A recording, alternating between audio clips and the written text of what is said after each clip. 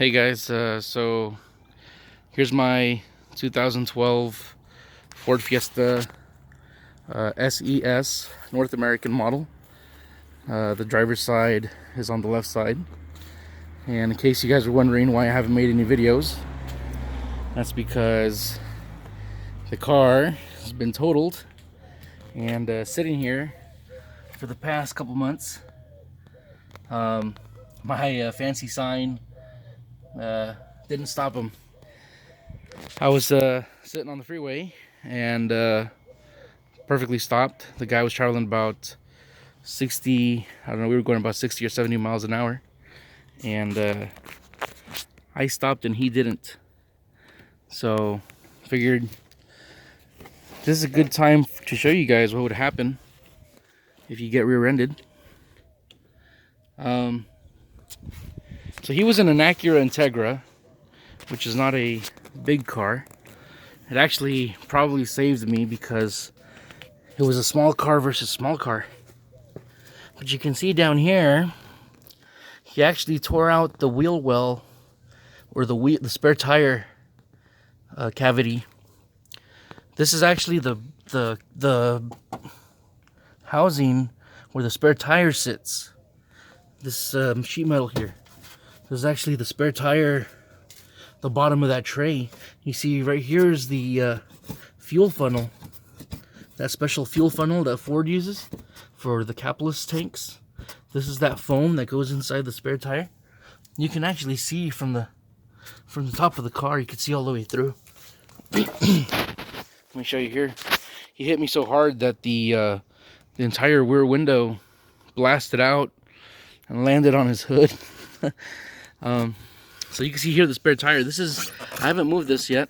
This is how it's been. The impact blasted the spare tire out, and you can see there's a jack. Yeah, so it's blasted the spare tire out, and there's the foam. There's a tire iron. He's been sitting here for a few months. It's collected leaves and trash, but you can see that the impact was so severe, it actually bent the unibody. The whole unibody is actually pushed forward. This is raised by several inches. You see, well, this is the latch to release the wheel, and it's what's that? 6 inches below that latch. So it raised this whole bump here. The seat here, this gap, I can't close this gap. That's where it is now. If there had been someone in the back seat, they would have had some serious back injuries. I had my son's car seat in here. Oh. So the door still opens, but it's hard. The impact bent the seat, and I can't reach the latch mechanism anymore. You're not supposed to use these seats after they've been in an accident anyway. Luckily my son wasn't in here, but I can't get to any of that because it's all bent and twisted. The driver's seat there laying down like that, that's because it's broken. He hit me so hard that it actually snapped the gearing in the recliner, and I can't get the seat raised up. Let me go around the other side. If someone was in the back, they would have had, oh, there it goes. They would have had their legs pinched, and they would have had the back pain. Let me see here. If I can get down here, you can see if someone was in here, I could stick my hand. I could barely stick my hand here. So if someone was in the back, they would have their legs pinched by my seat. That's if they could use their legs, because if you see this seat right here, it's pretty far forward. The guy hit the car pretty much straight on, but it was so hard that it actually lifted me up, and it broke the gearing on the back seat. It broke my sunroof shade, I guess. So now the car is just sitting here. If there's something that you guys would like to see done to the car, just let me know. The car had almost 300,000 miles on it. Would I recommend this car for people? I mean, if you're a single commuter, yeah, this thing was great. It never gave me any trouble. Manual transmission, 300,000 miles. I did its regular maintenance on it, not a single problem. But if you have kids or you have people that commute with you, I actually do not recommend this car. I commute myself alone, and after this accident, if when I do find another one, I'm not gonna let my kids sit in the back here. I mean, we got other cars. My wife has a Fusion. I got a truck. I got another sedan.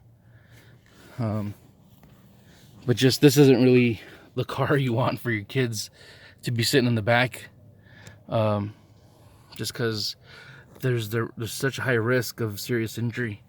I mean, the guy did hit me at high speed, but because it's a hatchback, there's almost no crumple zone. So he hit me, and when he picked me up and threw me, the car actually turned around, and it was still in gear. So it actually drove itself into the center divide, and that's where the airbag went off in the steering wheel and on my knees. I was actually fine. The car actually protected me, and I walked away. I was a little sore the next day, but I was actually okay. Like I said, the car's got 300,000 miles.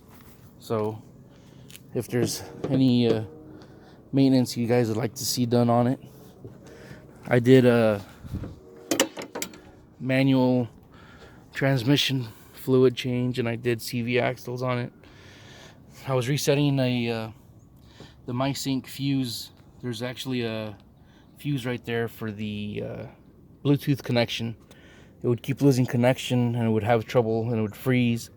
And if you reset that fuse, it'll reset the stereo. I did headlights, engine oil, my windshield wipers, Duralast Max 24 and Duralast Max 16. Yeah, if you guys have any ideas, if you guys have any questions on these cars, just comment.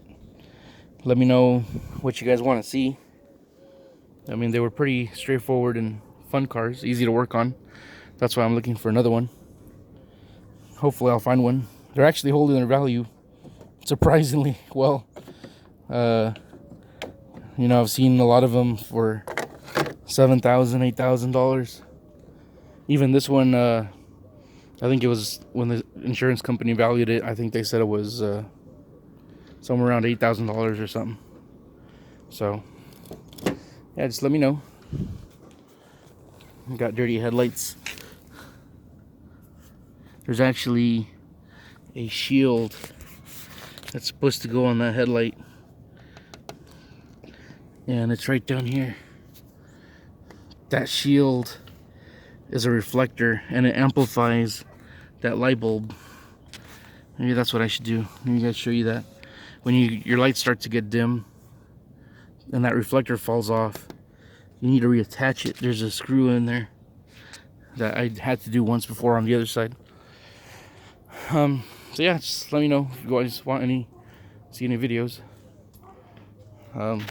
Comment below, and I'll see what I can do.